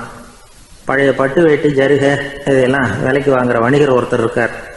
அவர்கிட்ட போனான். இதை விலைக்கு எடுத்துக்கிறீங்களா அப்படின்னு கேட்டிருக்கான். அவர் வாங்கி பார்த்துருக்காரு. ஆஹா, இது ரொம்ப அருமையான வேட்டி, விலை உயர்ந்த ஜருகை, இது ஏது உனக்கு அப்படின்னு கேட்டாரான். அவன் நடந்தது சொல்லியிருக்கான். அப்படின்னா ஒன்று செய்ய, இந்த வேட்டியோட இன்னொரு பாதியையும் மெதுவாக வாங்கிட்டு வந்துரு, உனக்கு நிறைய பணம் தர்றேன் அப்படின்னாரான் அந்த வணிகர். இவன் கொஞ்சம் யோசனை பண்ணி பார்த்தான். கொஞ்சம் இருங்க, வந்துடுறேன் அப்படின்னு சொல்லிவிட்டு நேராக காட்டுக்கு போனான். அவர் எங்கே இருக்காருன்னு தேடி கண்டுபிடிச்சான். அவர் ஒரு இடத்துல தவக்கோலத்தில் இருக்கிறார். கட்டியிருந்த இடவேட்டியும் அவர் அறியாமல் நழுவி கீழே விழுந்து கிடக்குது. இவனுக்கு ரொம்ப வசதியாக போச்சு. அவரை கேட்க வேண்டிய அவசியமே இல்லை. மெதுவாக சத்தம் போடாமல் அடி மேலே அடி வச்சு நெருங்கினான். அவர் கண்ணை மூடிக்கிட்டு அவர் பாட்டு நின்றுட்டு இருக்கிறார். இவன் மெதுவாக போய் கீழே கிடந்த அந்த துணியை எடுத்துக்கிட்டு சத்தம் போடாமல் திரும்பி நடந்தான். ஒரு 2-3 அடி எடுத்து வச்சிருப்பான். அப்படி ஓட ஆரம்பிக்கிற சமயத்தில் அவன் காலில் கீழே கிடந்த முள்ளு ஒன்று நறுக்குன்னு தச்சு விட்டுது. வலி தாங்க முடியாமல் அம்மான்னு கத்தியிருக்கான். இந்த சத்தத்தினால கண்ணை மூடி நின்றுகிட்டு இருந்த அவரோட தவம் கலைஞ்சது. மெல்ல கண்ணை திறந்து பார்க்கிறார். தன் இடையில இருந்த வேட்டி அவன் கையில் இருக்கு. இப்போ அவர் நினைக்கிறார், என்ன நினைக்கிறாருன்னா, இந்த வேட்டி மீது நான் வைத்த ஆசை அல்லவா அவனை திருடனாக ஆக்கி விட்டது அப்படின்னு நினைச்சாராம். இந்த வேட்டி மேல நாம வச்ச ஆசை அவனை திருடும்படி ஆக்கி விட்டதே அப்படின்னு நினைச்சாராம். இது எப்பேற்பட்ட மனநிலை அப்படிங்கிறத கொஞ்சம் யோசனை பண்ணி பாருங்க. தான் ஒரு பொருள் மேல வச்ச பற்று இன்னொரு மனிதன் திருடனாக ஆகிறதுக்கு காரணம் ஆயிட்டதேன்னு நினைக்கிறார். அப்படி நினைச்ச அந்த பெரியவர் யார் தெரியுமா? அவர் தான் மகாவீரர். இழந்துட்டேங்கிறிய, நீ என்னத்தை கொண்டுகிட்டு வந்த எங்க இழந்துடுறதுக்கு? நீ என்னத்தை உண்டாக்குன இது அழிஞ்சுட்டுதுன்னு சொல்றதுக்கு? இதுதான் அவருடைய சிந்தனை. இன்றைக்கு நம்ம சிந்தனையெல்லாம் வேற மாதிரி இருக்குது. ஒருத்தன் நடுத்தருவில் உட்காந்து அழுதுகிட்டு இருந்தான். அந்த வழியா வந்தவர் ஒருத்தர், ஏன்பா அழறேன்னு கேட்டாராம். 5 ரூபா சார், இந்த இடத்துல விழுந்துட்டுது, ரொம்ப நேரமா தேடுறேன், கிடைக்காது போல இருக்கு அப்படின்னு சொல்லிவிட்டு அழறான். எப்போ தொலைஞ்சதுன்னு கேட்டாராம் அவரு. அது எனக்கு தெரியாது சார், பணத்தை தொலைச்சவன் தேடி பார்த்துட்டு போயிட்டான், நான் அவனுக்கு பின்னாடி தேட வந்தவன் அப்படின்னு நானாம் இவன். நம்மள மாதிரி ஒரு ஆசாமி அவன் நம்மள மாதிரியே கற்பனை பண்ணான்.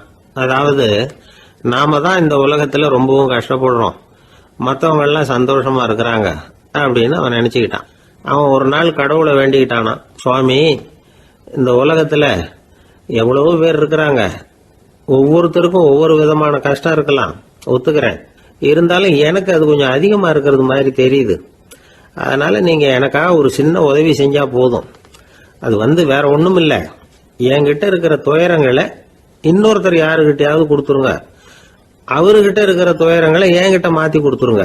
ஒரு மியூச்சுவல் டிரான்ஸ்பர், அவ்வளவுதான். அப்படி பண்ணிவிட்டா போதும் அப்படின்னு வேண்டிக்கிட்டானான். அன்னைக்கு ராத்திரியே அவன் ஒரு கனவு கண்டிருக்கான். வானத்திலிருந்து ஒரு குரல் கேட்டிருக்கு. அது என்ன சொல்லிச்சு தெரியுமா? ஏ ஜனங்களே, எல்லாரும் அவங்கவங்க கஷ்டங்களை ஒரு பையில போட்டு எடுத்துக்குங்க. அப்படி எடுத்துக்கிட்டு நேரா இந்த ஊர் எல்லையில இருக்கிற கோயிலுக்கு வந்து சேருங்க அப்படின்னு அந்த குரல். ஆஹா, கடவுள் நம்ம பிரார்த்தனைக்கு செவி சாய்ச்சுட்டார் அப்படின்னு சந்தோஷப்பட்டான் இவன். உடனே என்ன பண்ணா, தன்கிட்ட இருந்த கஷ்டத்தையெல்லாம் ஒரு சாக்கு பையில போட்டு எடுத்துக்கிட்டான். வீட்டை விட்டு வெளியில வந்தான். தெருவில் இறங்கி நடக்கிறான். அங்க பார்த்தா ஏகப்பட்ட பேர் ஆளுக்கு ஒரு பைய தூக்கிக்கிட்டு கோயிலுக்கு போயிட்டு இருக்கிறாங்க. சில பேர் மூட்டையா கட்டி தலையில சுமந்துக்கிட்டு போயிட்டு இருக்கிறாங்க. இவன் பார்த்தான்.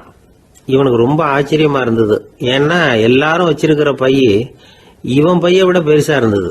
இவன் பை தான் இருக்கிறதுலயே கொஞ்சம் சின்னதா தெரிஞ்சது. இப்ப அவன் மறுபடியும் சாமியை வேண்டிக்கிட்டான், கடவுளே, இப்ப உள்ள சூழ்நிலையை கவனிச்சா என்கிட்ட இருக்கிற பைய பரவாயில்லன்னு தோணுது. அதனால வேற பை எதையும் மாத்த வேணாம், இதுவே பரவாயில்ல, இந்த பையோட திரும்பி வீட்டுக்கு போனா போதும்னு நினைக்கிறேன் அப்படின்னு ஏதோ நினைக்க ஆரம்பிச்சுட்டான் அவன். எல்லாரும் கோயிலுக்கு போய் சேர்ந்தாங்க. கோயில்ல அந்த குரல் மறுபடியும் கேட்டுது. எல்லாரும் அவங்கவுங்க பைகளை சுவத்துல தொங்க விடுங்க. திடீர்னு விளக்குகள் அணையும், மணி அடிக்கப்படும், அதுதான் அடையாளம். அந்த சமயத்துல இருட்டுல உங்களுக்கு வேண்டிய பைய நீங்க மாத்தி எடுத்துக்கலாம், தேர்ந்தெடுத்துக்கலாம். வெளிச்சம் இருக்கிறப்பவே உங்களுக்கு பிடிச்ச பைக்கு பக்கமா பார்த்து நீங்க நின்னுக்கலாம் அப்படின்னு சொல்லி விவரம் சொல்லிச்சான் அந்த குரல். அப்படி சொன்னதுக்கு அப்புறம் திடீர்னு விளக்கு அணைஞ்சுது, மணி அடிச்சுது. கொஞ்ச நேரம் கழிச்சு மறுபடியும் விளக்குகள்லாம் எரிஞ்சுது. இப்போ பார்த்தா எல்லாரும் அவங்கவுங்க பையையே கெட்டியா பிடிச்சிட்டு நிக்கிறாங்க. இவனும் அப்படியே நிக்கிறான். இவன் மெதுவா பக்கத்துல நிக்கிறவங்க கிட்ட கேட்டானா, ஏன் நீங்க பைய கையிலேயே வச்சிருக்கிறீங்க, செவுத்துல மாட்டலையா அப்படின்னு கேட்டிருக்கான். இல்லப்பா, நீ ஏன் கையிலேயே வச்சிருக்கிறியோ அதே காரணத்துக்காக தான் நாங்களும் வச்சிருக்கிறோம். நம்ம கவலைகளை பத்தி நமக்கு ஓரளவுக்காவது தெரியும். ஆனா மற்றவங்க கவலைகள் நமக்கு பரிச்சயம் இல்லாதவை, பழக்கம் இல்லாதது. அதனால நமக்கு தெரிஞ்ச கவலைகளை சமாளிக்கிறது சுலபம். தெரியாததை சமாளிக்கணும்னா மறுபடியும் ஆரம்பத்தில இருந்து ஆரம்பிக்கணும். அதனால பழைய நண்பர்களோட வாழறது தான் மேல் அப்படின்னு ஆனான். அதுக்கப்புறம் அவன் தன்னோட பைய போதும்னு வீட்டுக்கு திரும்பி வந்துட்டானான். இது ஒரு பெரியவர் சொல்லி இருக்கிற கதை. அதனால நம்ம கிட்ட இருக்கிற கஷ்டங்கள் தான் பெருசு, அதை இன்னொருத்தங்கிட்ட கொடுத்துட்டு மாத்திக்கலாம் அப்படின்னு நினைக்கிறது தப்பு. இதே மாதிரி இன்னொரு சம்பவம். ஒரு ஊர்ல ஒரு நாள் ராத்திரி ஆகாயத்திலிருந்து கடவுள் குரல் கேக்குது. இந்த ஊர்ல இருக்கிற ஜனங்கள்லாம் கொஞ்சம் கவனிங்க, உங்களுக்கு ஒரு செய்தி.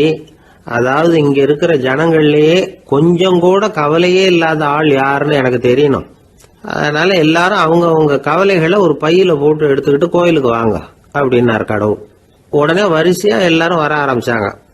எல்லார் கையிலயும் பை இருந்தது, சின்னதும் பெருசுமா. கவலையே இல்லாத ஆள் யாருன்னு தேடினார் கடவுள். ஒரே ஒரு ஆள் மட்டும் கையில எதுவும் இல்லாம வெறும் கையை வீசிக்கிட்டு ரொம்ப ஜாலியா நடந்து வந்துகிட்டு இருந்தான்.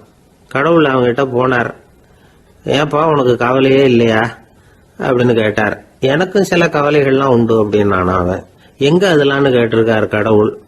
பின்னாடி லாரியில வந்துகிட்டு இருக்கு அப்படின்னு அவன். ஒரு காட்டுல ஒரு நரி இருந்தது. ஒரு நாள் காலை நேரம் அது தன்னுடைய இருப்பிடத்திலிருந்து வெளியில வந்தது. கொஞ்சம் தூரம் நடந்து வந்தது. அப்பதான் அது தன்னோட நிழலை கவனிச்சு பார்த்தது. பார்த்தா அது ரொம்ப நீளமா பெருசா இருக்குது. காலை நேரத்துல நிழல் அப்படித்தானே இருக்கும். ஆனா அந்த நரிக்கு அந்த விஷயம் தெரியல. தன்னுடைய நீண்ட பெரிய நிழலை பார்த்து ஆச்சரியப்பட்டது. ஆஹா, நாம இவ்வளவு பெருசாவா இருக்கிறோம் அப்படின்னா என்னுடைய காலை சாப்பாட்டுக்கு ஒரு யானை இல்லைன்னா ஒரு ஒட்டகம் கிடைச்சாதான் சரியா இருக்கும் போல இருக்கு அப்படின்னு முடிவு பண்ணிக்கிட்டது. உடனே ஒரு யானை அல்லது ஒட்டகத்தை தேடி அலைஞ்சது, எங்க கிடைக்கும்னு. கிடைக்கவே இல்லை. மத்தியானம் 12 மணி ஆயிட்டுது. பசியோட அலையுது. இப்ப தன்னோட நிழலை பார்த்தது. அது மத்தியான நிழல் எப்படி இருக்கும், அது ரொம்பவும் குறுகி போய் தெரிஞ்சது. உடனே அந்த நரி என்ன நினைச்சுக்கிட்டு தான் தெரியுமா, காலை ஆகாரம் சாப்பிடாததுனால நம்ம உடம்பு இப்படி அழிச்சு போட்டுதே அப்படின்னு நினச்சிக்கிட்டு தான். கொஞ்ச நேரம் கழித்து மறுபடியும் தன்னுடைய நிழலை பார்க்குது. அது இன்னமும் குறுகி போய் காலடியிலேயே வந்துட்டுது. அதுக்கு பயமாக போயிடுது. ஐயையோ, இன்னும் கொஞ்ச நேரத்தில் நாம் இறந்துருவோம் போல இருக்க, இப்போ என்ன செய்யறது? இந்த சமயத்தில் ஒரு எறும்பு கிடைச்சா கூட போதும், அதை நம்ம காலை ஆகாரமாக நினச்சி சாப்பிட்டுள்ளாமே அப்படின்னு நினச்சிதான். நம்முடைய நிழல் கூட நம்மளை மாதிரியே தான் அடிக்கடி மாறிக்கிட்டே தான் இருக்குது. அது எப்பவும் ஒரே மாதிரி இருக்கிறது இல்லை. மனிதனுக்கு ஏற்படுகிற தன்முனைப்பு இருக்கு பாருங்க, ஈகோ, அது கூட ஒரு நிழல் மாதிரி தானா. அப்படி நினைக்க ஆரம்பிச்சுட்டா அதனால ஏதும் பிரச்சனை வராதான். தன்முனைப்பை நிழல் போலவே ஏற்றுக்கொள்ளுங்கள் அப்படிங்கிறது பெரியவங்க கருத்து. ஒரு காரியத்தை வெற்றிகரமாக நல்ல விதமாக செஞ்சு முடிக்கிறோம்னு வச்சுக்கோங்க, அந்த சமயத்தில் ஒரு வித நுட்பமான தற்பெருமை நமக்குள்ள உண்டாகுது. இது இயற்கையானது, அதனால இது மேலே பற்று வைக்கக்கூடாது. அப்படி வைக்க ஆரம்பிச்சுட்டா அந்த தற்பெருமை ஒரு நிரந்தர விருந்தாளியாக நம்மகிட்ட தங்கிக்கும். நம்ம நிழல் எப்படின்னு பாருங்க, நாம் நடக்கும் பொழுது நம்ம பின்னாடியே வரும். தன்முனைப்பையும் அப்படியே நினச்சிக்கோங்க. நிழல் யாருக்கும் எந்த பிரச்சனையையும் உண்டாக்குறது இல்லை. ஆனால் அந்த நிழலை கண்டே நாம் பயப்பட ஆரம்பிச்சுட்டா நாம் எதுலேயும் வெற்றி காண முடியாது.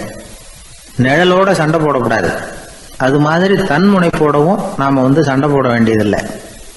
இல்லாத ஒன்றோடு சண்டை போடுறது எப்படின்னா, அது இருட்டோட சண்டை போடுறது மாதிரி. நாம் நிழல் கிடையாது, நம்ம கிட்ட இருக்கிற தன்முனைப்பு ஒரு நிழல். நம்ம நிழலையும் நமக்கு சமமாக பார்க்குறோம் பாருங்க, அங்கே தான் சிக்கலே ஆரம்பம். இப்போ நாம் நடந்து போய்கிட்டு இருக்கிறோம், நம்ம நிழல் தரையில் விழுது. யாரோ ஒருத்தர் நம்ம நிழல் மேலே காலை வச்சு நடந்து போகிறார். உடனே அவர்கிட்ட சண்டைக்கா போகிறோம், ஏண்டா என் நிழலை மிதிச்ச அப்படின்னு. நமக்கு தெரியும் அது நிழல் தாங்கிறது. அவர் உங்கள் மேலே நடக்கலை, உங்களுடைய நிழல் மேலே தான் நடக்கிறார். அது மாதிரி உங்கள் தன்முனைப்பின் மேலே யாராவது நடந்தால் உங்களை அவமானப்படுத்துறதா நினைக்கிறீங்க. காரணம், நாமளும் நம்ம தன்முனைப்பும் ஒன்றுங்கிற நினைப்பு தான் காரணம், மற்றபடி வேற ஒன்றும் கிடையாது. நம்ம நிழல் மேலே நடக்கிறவர் நம்மளை காயப்படுத்துறதில்லை. தன்முனைப்பை வேண்டாத ஒன்றாவும் பார்க்க வேண்டியதில்லை. அது இயற்கை. நிழலை உங்கள் முன்னாடி வைக்க வேணாம், அது உங்கள் பின்னாடியே இருக்கட்டும். நிழலின் நிழலாகி விடாதீர்கள், நீங்கள் நீங்களாகவே இருங்கள். இதுதான் சான்றோர் சிந்தனை. ஒரு பேருந்துல ஒரே நெரிசல். ஒருத்தர் பக்கத்தில் நின்றுகிட்டு இருந்தவர்கிட்ட ரொம்ப பணிவாக விசாரிச்சார், ஏன் சார் நீங்கள் ஏதாவது பெரிய உத்தியோகத்தில் இருக்கிறீங்களா அப்படின்னார். அப்படிலாம் ஒன்றும் இல்லைங்கன்னார் அவர். அப்படின்னா வேற ஏதாவது அரசியலில் பெரிய பதவியில் இருக்கிறீங்களா அப்படின்னு கேட்டார். அதுவும் இல்லைங்கன்னார். சரி, பணமாவது அதிகமாக வச்சுருக்கீங்களா அப்படின்னு கேட்டார். அப்படிலாம் ஒன்றும் கிடையாது சார்னார் அவர். அப்புறம் எதுக்கடா என் காலை மிதிச்சுக்கிட்டு இருக்கிற, எடுறா காலை அப்படின்னாராம் இவர். ஒரு ஆள் இருந்தார், அவர் தன்னை ஒரு குருன்னு சொல்லிக்கிட்டார். மௌன குரு, வாயே திறக்கிறதில்ல. அவருக்கு 2 சீடர்கள் உண்டு. இவங்க தான் வர்றவங்க கிட்ட பேசுவாங்க, விளக்கம் கொடுப்பாங்க. ஒரு நாள் இந்த சீடர்கள் 2 பேரும் எங்கேயோ வெளியில் போயிட்டாங்க. அந்த நேரம் பார்த்து ஒருத்தர் அங்கே வந்தார். குருக்கிட்ட போனார். குருவே, புத்தர்னா என்னன்னு கேட்டார். குருவுக்கு ஒன்றும் புரியல. அவர் உண்மையான குருவாக இருந்தாவில் புரியும். அவர் திருன்னு முழிக்க ஆரம்பிச்சிட்டார். இந்த நேரம் பார்த்து இந்த சீடர்கள் எங்கேயோ போயிட்டாங்களே, என்ன பண்ணுறது, உதவிக்கு யாராவது கிடைக்க மாட்டாங்களா அப்படின்னு அப்படியே சுற்றி பார்க்குறார். அங்கங்கே பார்க்குறார். வந்தவர் இதை கவனித்தார். ஏதோ புரிஞ்சுக்கிட்ட ஒரு மாதிரி அடுத்த கேள்வி கேட்டார். தர்மம்னா என்ன சுவாமின்னார். குருவுக்கு ரொம்ப சங்கடமாக போச்சு. நம்ம நிலைமை இப்படி ஆகிட்டுதே, இக்கட்டில் மாட்டிக்கிட்டோமே அப்படின்னு நினச்சபடியே விட்டத்தை பார்த்தார். அப்புறம் குனிஞ்சு தரையை பார்த்தார். அப்படியே உட்காந்துக்கிட்டார். வந்தவர் உடனே அடுத்த கேள்விக்கு போயிட்டார். தியானம்னா என்ன சுவாமின்னார். பாவம் என்ன பண்ணுவார் அந்த குரு, பேசாமல் கண்ணை கெட்டியாக மூடிக்கிட்டார். இது ஏதடா வம்பா போச்சுன்னு. இவர் இப்படி பண்ணால் கூட வந்தவர் சளைக்கல. இன்னொரு கேள்வியும் கேட்டார். ஆசீர்வாதம்னா என்ன அப்படின்னார். இவர் பார்த்தார், இப்படியே போனால் இவர் கேள்வி கேட்குறத நிறுத்த மாட்டார் அப்படின்னு நினச்சிக்கிட்டு எனக்கு ஒன்றுமே தெரியாதுங்கிற பாவனையில் 2 கையையும் விரித்து காட்டினார். வந்தவர் முகத்தில் மகிழ்ச்சி, மன நிறைவு, ஏதோ எல்லாம் புரிஞ்சுக்கிட்ட ஒரு மாதிரி அங்கேருந்து புறப்பட்டு போனார். வழியில் அந்த குருவோட சீடர்கள் 2 பேரையும் சந்தித்தார். உங்கள் குருவை தான் பார்த்துட்டு வரேன்னார் இவர். என்ன நடந்ததுன்னு கேட்டாங்க.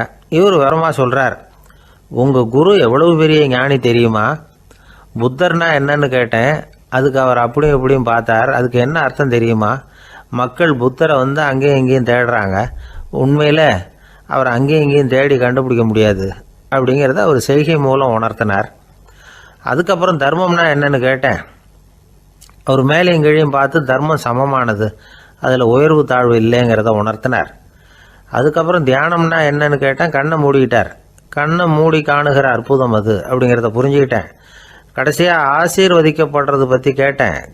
கைகளை நீட்டி உதவுறது தான் அது அப்படிங்கிறத தன்னுடைய இருகை விரித்து உணர்த்தினார். எவ்வளோ பெரிய மகான் அவர் அப்படின்னு சொல்லிவிட்டு அவர் பாட்டு போயிட்டார். சீடர்கள் அதுக்கப்புறம் மெதுவாக குருக்கிட்ட வந்து சேர்ந்தாங்க. அவங்கள பார்த்ததும் குருவுக்கு கோபம் வந்துட்டுது. அடே பாவிகளா, எங்கடா போய் தொலைஞ்சிங்க, நான் ஒரு ஆளுகிட்ட மாட்டிக்கிட்டு என்ன பாடுபட்டிருக்கேன்னு தெரியுமான்னார். இது மாதிரி தான் நாம் சாதாரண மனிதர்களின் புற வேடங்களிலேயே மயங்கி போயிடுறோம். அவங்க பேச்சு, செய்கை, பார்வை இதிலெல்லாம் ஏதோ பெரிய தத்துவம் இருக்கிறதாக நினச்சிக்கிறோம். உண்மையிலேயே அந்த தத்துவங்கள் யாருக்கு சொந்தம்? அவங்களுக்கு இல்லை, நமக்கு தான் சொந்தம். நாம் தானே அதை கற்பிச்சுக்கிட்டோம். நம்மை நாம் அடையாளம் கண்டுக்கிறது இல்லை, நாம் யாருங்கிறது நமக்கு புரியறதில்ல. அதுதான் இன்றைக்கி நடக்கிறது. அதனால தான் அடுத்தவங்களை தேடி ஓடிக்கிட்டு இருக்கிறோம். சில வீடுகளில் கூட இது மாதிரி சைகைகள் உண்டு. சில குடும்ப தலைவர்கள் தினமும் காலையில் கண்ணை கெட்டியாக மூடிக்கிட்டு கை ரெண்டையும் சுத்தமாக விரித்து வச்சுக்கிட்டே உட்காந்து தியானம் பண்ணுறது வழக்கம். எதுக்காக அப்படி பண்ணுறீங்கன்னு ஒருத்தரை பார்த்து கேட்டேன்.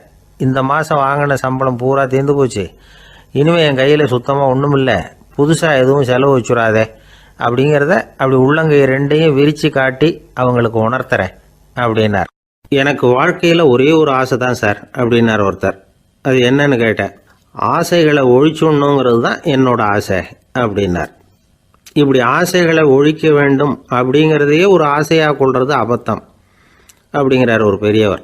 இது மாதிரி ஆசைகளை ஒழிக்க ஆசைப்பட்டால் அந்த நோக்கம் நிறைவேறாதான். அந்த முயற்சியால் புதுசாக சில துன்பங்கள் தான் சேருமா. அதில் புதுசாக ஒரு ஆசை தலை தூக்கும் அப்படிங்கிறார் அவர். ஆசைகளை தானாக விழ வச்சுடலாம். அதுக்கு வழி என்ன தெரியுமா? எந்த ஒரு ஆசையையுமே பூரணமாக நிறைவேற்றி கொள்ள முடியாதுங்கிறத உணரணும். அதை உணர்ந்தால் ஆசைகள் தானாக விழுந்துடும். அதை விட்டுட்டு ஆசைகளை விட்டுடணுங்கிறதையே ஒரு ஆசையாக வச்சுக்கிட்டு அதுக்காக கடுமையாக முயற்சிகளையும் செஞ்சுக்கிட்டு நான் ஆசைகளை விட்டுட்டு ஞானோதயம் அடையிறதுக்கு கடுமையாக முயற்சி பண்ணிகிட்டு இருக்கிறேன் சார் அப்படின்னு சொல்லிக்கிட்டு இருந்தால் எந்த காலத்துலேயும் ஞானோதயம் வரப்போகிறதில்ல. அதுக்கு பதிலாக துன்பந்தான் சேரும் அப்படிங்கிறது அவரோட கருத்து. எந்த ஒரு ஆசையையும் பூரணமாக நிறைவேற்றி கொள்ள முடியாது அப்படிங்கிறத உணரணும். ஒரு ராஜா, அவர் மனசில் அமைதி இல்லை, எப்பவும் கஷ்டப்பட்டுக்கிட்டே இருந்தார். இந்த துன்பத்தை போக்குறதுக்கு பல வழிகளில் என்னென்னமோ முயற்சியெல்லாம் பண்ணி பார்த்தார், ஒன்றும் சரியாக வரல. கடைசியாக ஒரு காரியம் பண்ணார். அதாவது ஒரு வேதாந்தியை தேடிட்டு போனார். அவரை பார்த்து கேட்டார், ஐயா, என்னுடைய துன்பங்கள்லேருந்து நான் விடுபடணும், அதுக்கு சுலபமாக ஏதாவது ஒரு வழி இருந்தால் சொல்லுங்களேன் அப்படின்னு கேட்டுக்கிட்டார். அதுக்கு அந்த வேதாந்தி சொன்னார், அதுக்கு ஒரு வழி சொல்கிறேன், அது மாதிரி செய். அதாவது உன்னுடைய ராஜ்யத்துக்குள்ள போதுங்கிற மனசோட வாழ்கிற ஒருத்தனை கண்டுபிடிக்கணும். அப்படி கண்டுபிடிச்சி அவனுடைய சட்டையை வாங்கி நீ போட்டுக்கணும். அப்படி போட்டுக்கிட்டா உன்னுடைய துன்பம் தீர்ந்துரும் அப்படின்னார். உடனே ராஜாவுக்கு ரொம்ப மகிழ்ச்சி. அரண்மனையில் இருந்த அத்தனை பேரையும் ஆளுக்கு ஒரு பக்கமாக அனுப்புனார், தேட சொன்னார். போதுங்கிற மனசுடைய ஒருத்தனை கண்டுபிடிச்சி கொண்டுகிட்டு வாங்க அப்படின்னார். எங்கெங்கேயோ தேடி கடைசியாக ஒரு ஆளை கண்டுபிடிச்சாங்க. அவன் போதுங்கிற மனசோடு இருக்கிறவன் தான். ஆனால் அவன்கிட்ட சட்டை எதுவும் இல்லை. இடையில கட்டியிருக்கிற துண்டே போதுங்கிற மனசோடு அவன் வாழ்ந்துக்கிட்டு இருக்கிறான். சட்டை இருந்தாவில் ராஜா வாங்கி மாட்டிக்க முடியும். அந்த வேதாந்தி ஏன் அப்படி சொன்னாருங்கிறதுக்கான அர்த்தம் இப்போ தான் ராஜாவுக்கு புரிஞ்சுதான். இது வரைக்கும் சொன்னதெல்லாம் ஞான மார்க்கத்தை தேடிக்கிறவனுக்கான உள்ள தகவல். இப்போ இன்னைக்கு இளைஞர்கள் இதை கேட்டுவிட்டு நமக்கு ஆசையே வேணாம் அப்படின்னு முடிவு பண்ணிவிட்டா வாழ்க்கையில் முன்னேறவே முடியாது. நம்முடைய முயற்சிக்கு ஆசை தான் தூண்டுகோல். அதனால் இந்த ஆசையையும் அந்த ஆசையையும் போட்டு குழப்பிக்கக்கூடாது. ஆனால் ஒன்று, பேராசை நமக்கு தேவையில்லை. நாம் படுற ஆசையிலேயும் ஒரு நியாயம் இருக்கணும். ஏன்னா நம்மளில் சில பேர் நீங்கள் தான் சார் சொன்னீங்க, அதனால தான் ஆசைப்பட்டேன், அரை தான் கிடச்சிது மிச்சம் அப்படிம்பாங்க கன்னத்தை தடவிக்கிட்டே. அதனால் இப்போல்லாம் எந்த தகவலை சொன்னாலும் ரொம்ப எச்சரிக்கையாக இருக்க வேண்டியிருக்குது. ஒரு ஆள் ஒரு கடை வச்சு வியாபாரம் பண்ணிக்கிட்டு இருந்தான். அவனுக்கு ரொம்ப பேராசை, நிறைய பணம் சேர்க்கணும்னு. திடீர்னு ஒரு நாள் அவனுக்கு உடம்பு ரொம்ப சுகம் இல்லாமல் போயிட்டுது. இனிமேல் பிழைக்கிறது கஷ்டங்கிற நிலைமை. மரணப்படுகையில் இருக்கிறான். சொந்தக்காரங்கள்லாம் சுற்றி உட்காந்துருக்குறாங்க. இவன் மெதுவாக கண்ணை திறந்து பார்க்குறான். என் வீட்டுக்காரி எங்கேன்னா, இதோ இருக்கேன் அப்படின்னாங்க அந்த அம்மா. பசங்கள்லாம் எங்கேங்கிறான், இதோ பக்கத்தில் தான் நின்றுக்கிட்டு இருக்கிறோங்கிறாங்க. பொண்ணுங்க எங்கேங்கிறான், எல்லாம் இங்கே தான் இருக்கிறோம் அப்படிங்கிறாங்க. எல்லாம் இங்கே தான் பக்கத்தில் தான் இருக்கோம், நீங்கள் கவலைப்படாதீங்கன்னு சொல்கிறாங்க எல்லாம். அவன் மெதுவாக கஷ்டப்பட்டு வாயை திறந்து, அட பாவிங்களா, எல்லாரும் இங்கே இருந்தால் அங்கே கடையை யார் கவனிக்கிறது அப்படின்னானான். ராமகிருஷ்ணர் வாழ்ந்த காலத்தில் நடந்த ஒரு நிகழ்ச்சி இது. அப்போது ஒரு ஓவியர் இருந்தாராம். அவருக்கு ஒரு ஆசை, ராமகிருஷ்ணர் படத்தை வரையணும், அதை அவர்கிட்டயே கொண்டுட்டு போய் காட்டி அபிப்பிராயம் கேட்கணும். இதுதான் அந்த ஓவியரின் ஆசை. உடனே ராமகிருஷ்ணர் படத்தை வரைஞ்சி முடித்தார். அதை எடுத்துக்கிட்டு போனார். இவர் போன சமயம் அங்கே ராமகிருஷ்ணர் சீடர்களோடு உட்காந்துருக்கிறார். விவேகானந்தர் அங்கே இருக்கிறார். இந்த ஓவியர் கொண்டுகிட்டு போய் தான் வரைந்த ஓவியத்தை அவர்கிட்ட காட்டினார். ராமகிருஷ்ண பரமஹம்சரின் ஓவியத்தை ராமகிருஷ்ணர்கிட்டயே காட்டுறார். ராமகிருஷ்ணர் என்ன பண்ணார் தெரியுமா? அந்த படத்தை பார்த்தார். உடனே அது காலை தொட்டார். குருதேவருடைய இந்த செயல் சீடர்களுக்கு ரொம்ப வியப்பை உண்டு பண்ணிச்சு. சில பேர் மனசுக்குள்ளேயே ரொம்ப குழம்பி போக ஆரம்பிச்சிட்டாங்க, என்ன இப்படி பண்ணுறாருன்னு. என்ன இது அவரோட படம், அவரே அவரோட படத்தின் காலை தொடுறார் அப்படின்னு யோசிச்சாங்க. சில பேர் ஒன்றும் புரியாமல் ஒருத்தர் பார்த்து சிரிச்சுக்கிட்டாங்க.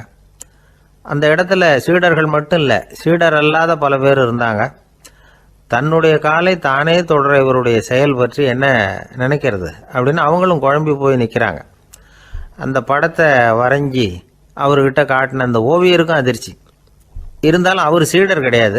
அதனால் கொஞ்சம் துணிச்சலை வர வச்சுக்கிட்டு கேட்டார், என்னங்க இது, என்னால் என்னுடைய கண்களையே நம்ப முடியல. இது உங்கள் சொந்த உருவப்படம், நீங்கள் உங்கள் சொந்த கால்களையே தொடுறீங்க, இது எங்களுக்கு கொஞ்சம் சங்கடமாக இருக்குதே அப்படின்னார்.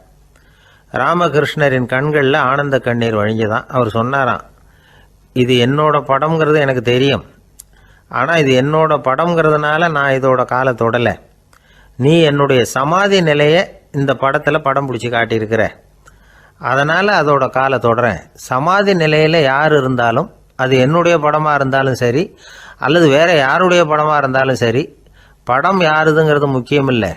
இதில் எது முக்கியம்னா அது தன்னை உணர்ந்த ஒரு உணர்நிலையின் படம். அப்படி இருக்கிறப்போ அதோட காலை நான் தொடணும். அதுக்கு நீங்கள் எல்லாரும் ஏன் சங்கடப்படுறீங்கன்னு எனக்கு தெரியல அப்படின்னாராம். இப்போ தான் அங்கே இருந்த சீடர்களுக்கும் மற்றவங்களுக்கும் விவரம் புரிஞ்சுதான். இதுக்கு முன்னாடி யாரும் செய்யாததை இவர் செஞ்சிருக்கிறார், ஆனால் அவருடைய காரணம் ரொம்ப நியாயமானது அப்படிங்கிறத உணர்ந்தாங்களாம். இதுவரைக்கும் ஆன்மீகத்தில் சமாதி நிலை, அதாவது தன்னை உணர்ந்த நிலை பற்றி புரிஞ்சுக்கிட்டோம். இல்லறத்தில் ஏற்படக்கூடிய சமாதி நிலை பற்றி உங்களுக்கு தெரியுமா? ஒரு அம்மா டாக்டர்கிட்ட வந்து சொன்னாங்களாம், டாக்டர், என் வீட்டுக்காரருக்கு உடம்புல ஏதோ கோளாறுன்னு நினைக்கிறேன், நான் எவ்வளவு நேரம் பேசினாலும் காதில் விழாத மாதிரி உட்காந்துருக்கிறார் அப்படின்னு ஆகலாம். அதுக்கு அந்த டாக்டர் சொன்னாராம், அம்மா, அது உடம்பு கோளாறு இல்லை, அது ஒரு பெரிய திறமை அப்படின்னாராம். ஒரு ரயில் வேகமாக போயிட்டு இருக்கு. அது ஒரு ரயில்வே ஸ்டேஷனில் கொஞ்ச நேரம் நின்றுது. அப்போ அதில் ஒரு ஆள் ஏறினார். தலையில் ஒரு மூட்டையை வச்சுருந்தார். மூட்டையை தலையில் சுமந்துக்கிட்டே உள்ளே வந்தார். மூட்டையை தலையில் சுமந்துக்கிட்டே ஒரு இடத்துல உட்காந்தார். ரயில் மறுபடியும் புறப்பட்டுது. இவர் தன் தலையில் இருந்த மூட்டையை கீழே இறக்கி வைக்கணும்ல, வைக்கல, சுமந்துக்கிட்டே வரார். எதிரில் உட்காந்துருந்தவர் கேட்டார், ஏங்க ஏன் இப்படியே உட்காந்துருக்குறீங்க தலையில் மூட்டையை வச்சுக்கிட்டு, மூட்டையை கீழே இறக்கி வைக்கலாமே அப்படின்னார். வேணாங்க, பாவம், தலையில் இருக்கிற மூட்டையை இறக்கி ரயிலில் வச்சா ரயிலுக்கு பாரம் அதிகமாக இருக்கும் அப்படின்னார் அவர். இப்படி ஒரு ஆளை பார்த்தா நமக்கு சிரிப்பு தான் வரும். ஏன்னா ரயிலுங்கிறது அந்த மூட்டையையும் சேர்த்து சுமந்துக்கிட்டு தான் போகுது. அவன் அந்த மூட்டையை தலையில் வச்சுருந்தாலும் ஒன்று தான், தரையில் வச்சுருந்தாலும் ஒன்று தான். அதனால் ரயிலுக்கு எந்த மாற்றமும் ஏற்பட போகிறதில்ல. அதே மாதிரி தான் நம்ம மனமும். இதுவும் ஒரு தேவையில்லாத சுமை, அனாவசியமாக சுமந்துக்கிட்டு இருக்கிறோம். இதை கீழே இறக்கி வச்சுட்டா வாழ்க்கை பிரயாணம் சுகமாக இருக்கும். ரயில் பிரயாணம் பண்ணுற அந்த ஆள் மூட்டையை சுமக்கிறான், வாழ்க்கை பிரயாணம் பண்ணுற நாம மனசை சுமக்கிறோம். இது ரெண்டுக்கும் எந்த வித்தியாசமும் இல்லை. மனசை கீழே இறக்கி வச்சுட்டா பாரம் இல்லாமல் வாழலாம், பறவைகள் மாதிரி பறக்கலாம், குழந்தைகள் மாதிரி கள்ளங்கபடம் இல்லாமல் வாழலாம். இந்த வெளி உலகத்தில் நாம் நிலை பெற்று இருக்கணும், வேரூன்றி இருக்கணும். அதே சமயம் நம்முடைய உள்வெளியில் ஆன்மீக வாழ்க்கையில் பாரம் இல்லாமல் இருக்கணும். அப்போ பறக்கணும், நதியை போல் ஓடணும், மிதக்கணும், பயணம் சுகமாக இருக்கும், களைப்பு தெரியாது, கவலை தெரியாது. ஒரு சீடன் போதி தர்மரை நாடி வந்தான். குருவே, நீங்கள் என்ன வெறுமையாக இருக்க சொன்னீங்க, நான் இப்போ மறுபடியும் வெறுமையானவன் ஆகிட்டேன், அதனால் இப்போ என்ன செய்ய சொல்கிறீங்க என்ன அப்படின்னு சொல்லி வந்து நின்னான். உடனே அந்த குரு பக்கத்தில் இருந்த ஒரு குச்சியை எடுத்து அவன் தலையில் அடித்து போய் அந்த வெற்றுத்தன்மையையும் வீசி எறிந்து விட்டு வா அப்படின்னார். நான் இப்போ காலியாக இருக்கிறேன்னு ஒருத்தன் சொல்கிறான்னு வச்சுங்க, அது உண்மை இல்லை. ஏன்னா இன்னமும் அதில் நான்கிற எண்ணம் இருக்குது. எந்த சிந்தனையும் இல்லாமல் இருக்கிறது கடினம்தான். ஆனாலும் மனிதன் அதில் உள்ள நுட்பத்தை புரிஞ்சுக்கிட்டான்னா இவ்வளவு தூரம் தூக்கி சுமந்துக்கிட்டு வந்த அந்த மனதின் முட்டாள்தனத்தை அவனே பார்த்துட்டு சிரிப்பான். இதுதான் பெரியவங்க சொல்லியிருக்கிற ஆலோசனை. நம்மால் ஒருத்தன் தலையில் ஒரு பெரிய மூங்கில் கூடையோட ரயிலில் வந்து உட்காந்தான். கூடை தலையில் இருந்தது, கீழே இறக்கி வைக்கல. எதிரில் இருந்தவர் கேட்டார், ஏங்க எதுக்காக அதை அனாவசியமாக சுமந்துக்கிட்டே இருக்கீங்க, கீழே இறக்கி வைங்களேன்னார். இல்லைங்க, நான் வீட்டை விட்டு புறப்படும் பொழுதே என் பையன் சொல்லிவிட்டான் கூடையை தலையை விட்டு இறக்கக்கூடாதுன்னு அப்படின்னார். அவன் சின்ன பையன், விவரம் இல்லாமல் சொல்லியிருப்பான். இப்போ என்ன நேரில் வந்தால் பார்த்துக்கிட்டு இருக்கிறான், நீங்கள் இறக்கி வைங்கன்னார் அவர். அவன் நேரில் பார்த்துக்கிட்டு இல்லை, இருந்தாலும் நான் இந்த கூடையை கீழே இறக்கி வச்சா அது அவனுக்கு தெரிஞ்சிடும் அப்படின்னாரு இவர். அது எப்படின்னார் அவர். அவன் தனக்கு டிக்கெட் வாங்க வேணாம்னு சொல்லி இப்போ இந்த கூடைக்குள்ளே தான் உட்காந்துருக்கிறான் அப்படின்னார் இவர். ஒரு பெரிய நினைவு மண்டபம், அதுக்கு முன்னாடி ஒரு அப்பாவும் பிள்ளையும் நின்றுக்கிட்டு இருக்கிறாங்க. அந்த வழியாக போகிறவங்க வர்றவங்கெல்லாம் அந்த இடத்துல நின்று அது என்ன மண்டபம் அப்படின்னு விசாரிக்க ஆரம்பித்தாங்க. அந்த அப்பாவும் பிள்ளையும் தான் வர்றவங்களுக்கெல்லாம் விவரம் சொல்லிகிட்டு இருக்கிறாங்க. அதாவது இந்த இடத்துல ஒரு பெரிய மகான் சமாதி ஆகியிருக்கார், அவர் சமாதியான இடத்துல இந்த நினைவு மண்டபத்தை கட்டியிருக்கிறோம் அப்படின்னாங்க. ஊர் பூரா இந்த செய்தி பரவிச்சு. நிறைய பேர் அந்த இடத்த தேடி வர ஆரம்பித்தாங்க. இங்கே கொஞ்சம் நேரம் உட்காந்துட்டு போனால் மனசுக்கு ஒரு நிம்மதி கிடைக்கிது அப்படின்னாங்க. அங்கே இருந்த உண்டியலில் நிறைய காசு போட்டுட்டு போகிறாங்க. பணம் கிடுகிடுன்னு நிறைய சேர ஆரம்பிச்சிட்டுது. பணம் நிறைய சேர்ந்த உடனே அந்த அப்பாவுக்கும் பிள்ளைக்கும் தகராறு வந்துட்டுது. பணம் சேர்ந்தாலே சொத்து தகராறு வரத்தானே செய்யும், அது மாதிரி வந்துட்டுது. பையன் அடிக்கடி நிறைய பணம் கேட்க ஆரம்பித்தான். அப்பா பார்த்தார், யோசனை பண்ணார், ஒரு முடிவுக்கு வந்தார். ஒரு நாள் பையனை கூப்பிட்டார், இதை பாருப்பா, நமக்குள்ள தகராறு வேணாம். அப்பாவும் பிள்ளையும் இப்படி சண்டை போட்டுக்கிட்டா பார்க்குறவங்க தப்பாக நினைப்பாங்க. அதனால் நமக்குள்ளே சமரசமாக இதை தீர்த்துக்குவோம், என்ன சொல்கிற அப்படின்னார் அப்பா. சரின்னு நான் பையன். உடனே அந்த அப்பா என்ன பண்ணார் தெரியுமா, மகன்கிட்ட கொஞ்சம் பணத்தை கொடுத்தார். தன்கிட்ட இருந்த ஒரு கழுதையையும் கொடுத்தார். இதை வச்சு நீ பொழைச்சிக்கோ அப்படின்னு சொல்லி அனுப்பி வச்சுட்டார். மகன் அந்த கழுதையை எடுத்துக்கிட்டு அடுத்த ஊருக்கு போனான். வழியிலே அந்த கழுதை செத்து போச்சு. உடனே என்ன பண்ணலாம்னு யோசனை பண்ணான். ஒரு ஐடியா வந்தது. அந்த கழுதையை ஒரு சாலை ஓரமாக புதைச்சான். கையில் இருந்த பணத்தை வச்சு அந்த இடத்துல ஒரு கல் மண்டபம் கட்டினான். அந்த வழியாக 2 பேர் வந்தாங்க. இது என்ன மண்டபம்னு விசாரித்தாங்க. இந்த இடத்துல ஒரு பெரிய மகான் சமாதி ஆகிருக்கிறார் அப்படின்னா. இந்த செய்தி ஊர் பூரா பரவ ஆரம்பிச்சுட்டுது. நிறைய பேர் வந்து போக ஆரம்பித்தாங்க. இங்கே வந்தால் மனசுக்கு ஒரு பெரிய நிம்மதி கிடைக்குது அப்படின்னு வேற சொல்ல ஆரம்பித்தாங்க. வர வர கூட்டம் அதிகமாக வர ஆரம்பிச்சுட்டுது. உண்டியலில் பணம் நிறைய சேர்ந்துட்டுது. நகையெல்லாம் கூட கழட்டி காணிக்கையாக போட ஆரம்பிச்சிட்டாங்க. அப்பாவை விட மகன் பெரிய ஆளாயிட்டான். இதை கேள்விப்பட்டார் அப்பா. பையனை பார்த்துட்டு வரலாம்னு ஒரு நாள் புறப்பட்டு வந்தார். பையன் ஓஹோன்னு இருக்கிறான். பங்களா, காரு எல்லாம் வந்துட்டுது. எப்படிடா இந்த அளவுக்கு ஆனே அப்படின்னு விசாரித்தார். அப்பா, எல்லாம் உங்கள் ஆசீர்வாதம் தான். நீங்கள் கொடுத்த மூலதனத்தை வச்சு தான் இவ்வளவும் சம்பாதிச்சேன் அப்படின்னு நான் பையன். அது எப்படிறான்னு விசாரித்தார். அப்பா, நீங்கள் ஒரு கழுதை குட்டியும் கொஞ்சம் பணமும் என்கிட்ட கொடுத்து அனுப்பி வச்சிங்க. அதை எடுத்துக்கிட்டு வந்தேன். வர்ற வழியில் அந்த கழுதை செத்து போச்சு. உடனே யோசனை பண்ணேன், அந்த கழுதையை இந்த இடத்துல புதைச்சேன். கையில் இருந்த பணத்தை வச்சு மண்டபம் கட்டினேன். மகான் ஒருத்தர் சமாதி ஆகிருக்கார் அப்படின்னு வதந்தியை கிளப்பி விட்டேன். ஜனங்கள்லாம் ஏமாந்து போய் காசை கொண்டாந்து போட ஆரம்பிச்சிட்டாங்க. நான் பொழைச்சிக்கிட்டு இருக்கிறேன் அப்படின்னா. இப்போதான்டா நீ என் புள்ள அப்படின்னு சொல்லி சந்தோஷப்பட்டாரான் அந்த அப்பா. ஏன் அப்படி சொல்கிறீங்கன்னு கேட்டிருக்கான் பையன். கழுதை குட்டியை புதைச்சி மண்டபம் கட்டியிருக்கிற நீ, ஏற்கனவே நம்ம ஊரில் நாம் கட்டியிருக்கிறோமே மண்டபம், அது இந்த கழுதையோட அம்மாவை புதைச்ச இடம். மகான் சமாதி ஆகிருக்காருன்னு நானும் சும்மா கப்ஸாக தான் விட்டுக்கிட்டு இருக்கேன் அப்படின்னாரான் அப்பா. முட்டாள் ஜனங்களை நினச்சி அந்த 2 பேரும் சத்தம் போட்டு சிரித்தாங்களாம். மனுஷன் ஏமாத்துறது ரொம்ப சுலபம். என் கூட படித்த ஒருத்தன் திடீர்னு ஒரு நாள் எல்லாருக்கும் அருள் வாக்கு சொல்ல ஆரம்பிச்சிட்டான். அவன் ஒரு ஆஃபீஸ்லேயும் வேலை பார்க்குறான். ஆஃபீஸில் உள்ளவங்கள்லாம் அவங்ககிட்ட வந்து அருள் வாக்கு கேட்குறது வழக்கம். ஒரு நாள் நான் அவன் முன்னாடி போய் உட்காந்து பேசிக்கிட்டு இருந்தேன். அப்போ அதே ஆஃபீஸில் வேலை பார்க்குற ஒருத்தர் அவங்ககிட்ட வந்து, சுவாமி, என் மேஜையில் வச்சுருந்த பேனா திடீர்னு காணாமல் போட்டுது, அது திரும்ப கிடைக்குமா எனக்கு அப்படின்னு கேட்டார். இவன் கண்ணை உருட்டி பார்த்துட்டு, அது உனக்கு கிடைக்காது, புதுசாக வேற ஒன்று வாங்கிக்கப்போ அப்படின்னா. சரின்னு அவர் போயிட்டார். அவர் போனதுக்கப்புறம் நான் மெதுவாக இவனை பார்த்து, அது எப்படிறாது, அது உனக்கு கிடைக்காதுன்னு அவ்வளோ உறுதி